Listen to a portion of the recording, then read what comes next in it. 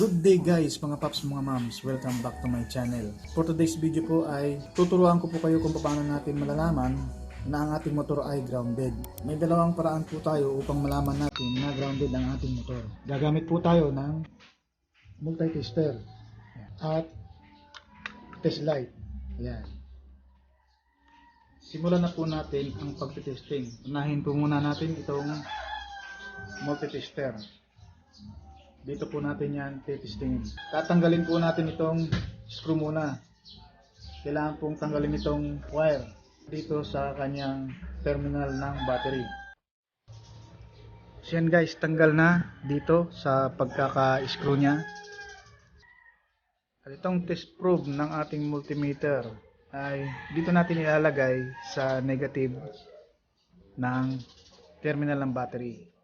At itong negative test probe ng ating multitester ay ilagay natin dito po sa wire. Ito po yung pupuntang harness po dito sa ating motor. Okay. Pero bago po natin ilagay ito dito, check muna natin na gumagana ang ating multitester. So yan guys. Pag ganyan guys, working ang ating multitester. Okay. So ilagay natin dito. Itong negative, lagay natin dito. Yan. So, walang reading guys. Yan. Ibig sabihin, hindi grounded ang ating motor. Okay. So, paano po nagiging grounded ang ating motor? Okay, ito po yung ating wire na mayroong hiwa or open wire sila.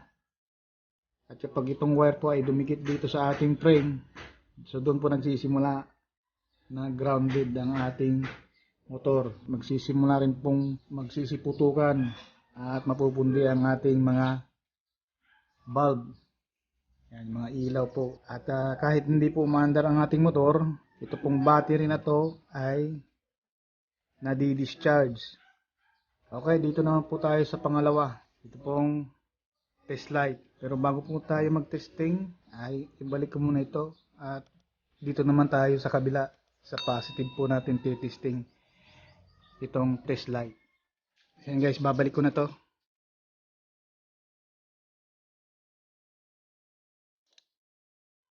So yun guys, lumipat ako ng pwesto upang makita nyo dito ng maayos. Ayan.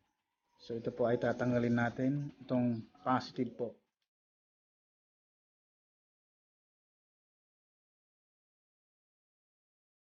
Okay, so yan guys, tanggal na. Okay. So, testingin na po natin ito.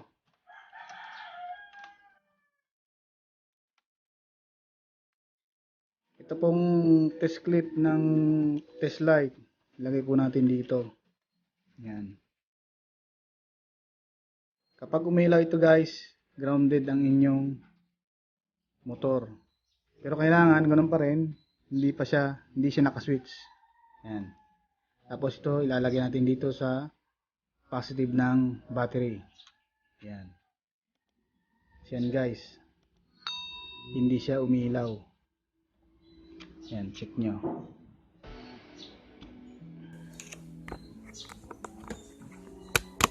Yan guys, hindi siya umilaw. Yan. So, hindi siya umilaw guys. Yan, ulitin natin. Yan, hindi umilaw. Yan. Kapag umilaw yan guys, ibig sabihin grounded ang inyong motor. Paano natin matitrace ang grounded na motor? So, madali lang po. So, sisimulan po natin ito sa mga socket guys. Okay. Check nyo doon kung mayroon mga lost connection. Kasi kapag may lost connection guys, siyempre naka-open yung ating wire, didikit yan sa mga frame, kaya nagkakaroon ng ground. Pag okay naman ng mga socket ninyo, i-trace nyo yung mga wire. Kung sakaling may mga sugat, yan, kung may mga hiwa, lagyan nyo po ng tape. So ganun lang po kadali ang malaman kung grounded ang ating motor. Sana po guys ay may natutunan kayo sa araw na ito. See you next video. Goodbye.